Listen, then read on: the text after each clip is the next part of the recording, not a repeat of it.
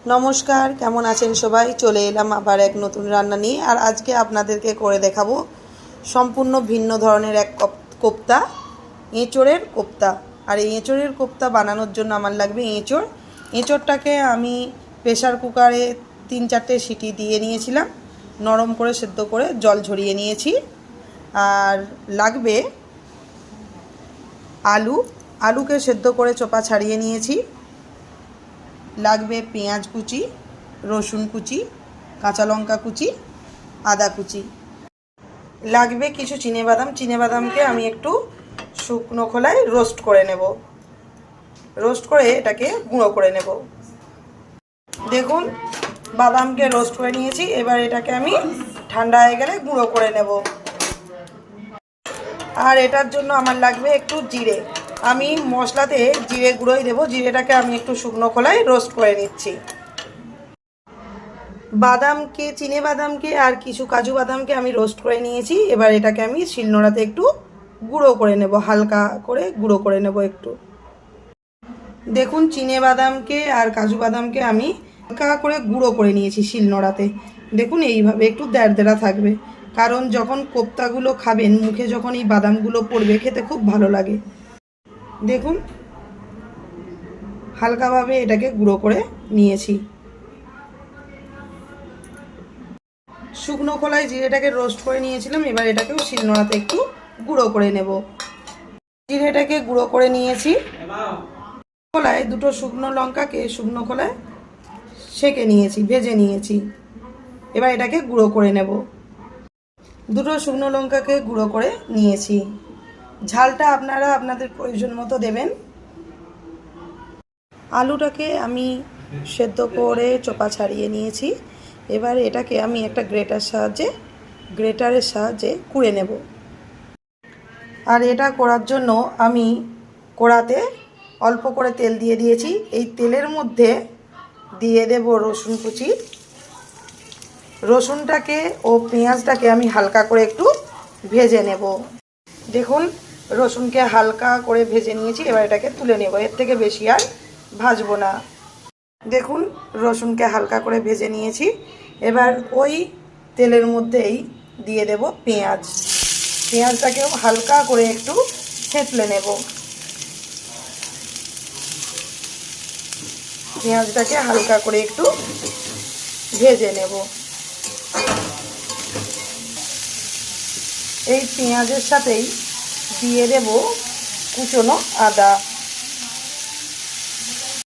একই সাথে দিয়ে দেব কুচনো লঙ্কা। সমস্ত কিছুতেই হালকা করে একটু নেড়ে নেব। পেঁয়াজ আদা আর শুকনো লঙ্কাকে হালকা করে ভেজে নিয়েছি, এর থেকে বেশি আর ভাজার দরকার নেই। এবার সমস্ত উপকরণকে একসাথে মাখিয়ে নেব। এঁচোড়টাকে সেদ্ধ করে ভালো করে মেখে নিয়েছি। এর মধ্যে দিয়ে দেব আলু দিয়ে দিয়েছি। দিয়ে দেব ভেজে রাখা রসুন, আদা, পেঁয়াজ আর কাঁচা লঙ্কা।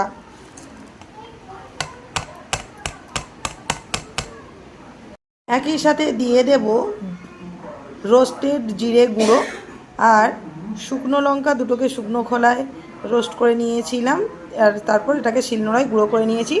আপনারা যেহেতু কাঁচা লঙ্কা দিয়েছি, যদি আপনারা ঝাল পছন্দ করেন শুকনো লঙ্কা দেবেন, নাহলে আপনারা এটাকে স্কিপ করতে পারেন।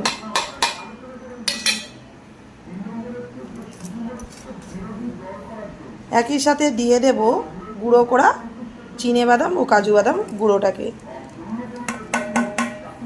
একটু মিষ্টি মিষ্টি ভালো লাগে, এই জন্য দেবো অল্প পরিমাণে একটু চিনি। আপনারা চাইলে দিতে পারেন, না হলে স্কিপ করতে পারেন। তো চিনি দিলে একটু মিষ্টি মিষ্টি স্বাদটা ভালো লাগবে, তাই অল্প পরিমাণে একটু চিনি দিলাম। পরিমাণ মতো নুন।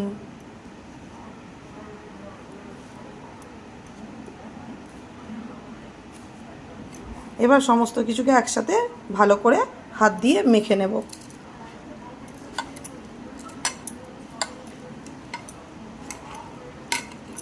সমস্ত কিছুকে একসাথে ভালো করে মেখে নিয়েছি হাত দিয়ে। এবার এর মধ্যে বাইন্ডিংয়ের জন্য দিয়ে দেব পরিমাণ মতো কর্নফ্লাওয়ার।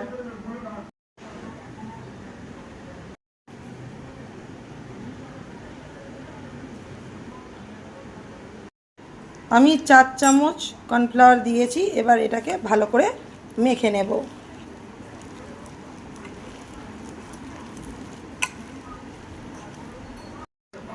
দেখুন সুন্দর করে মাখিয়ে নিয়েছি, ভালো করে মাখিয়ে নিয়েছি এটাকে। এবার এক এক করে এগুলোকে এবার ভেজে নেব।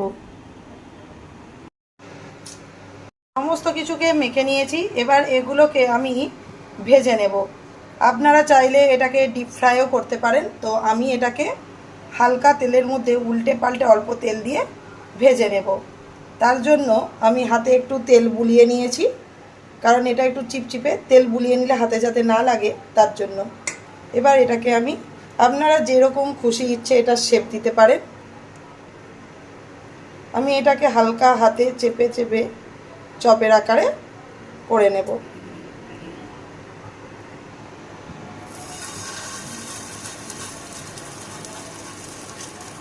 এইভাবে আমি এক এক করে ভেজে নেব। দেখুন চপের আকারে সব আমি দিয়ে দিয়েছি। অল্প তেলের মধ্যেই এটাকে ভেজে নেব, medium to low to medium ফ্লেমে। একটা আমার বাচ্চার আবদারে আমি একটা হার্ট শেপ দিয়েছি, আপনারা আপনাদের মর্জি মতো এটাকে শেপ দিয়ে বানিয়ে নেবেন।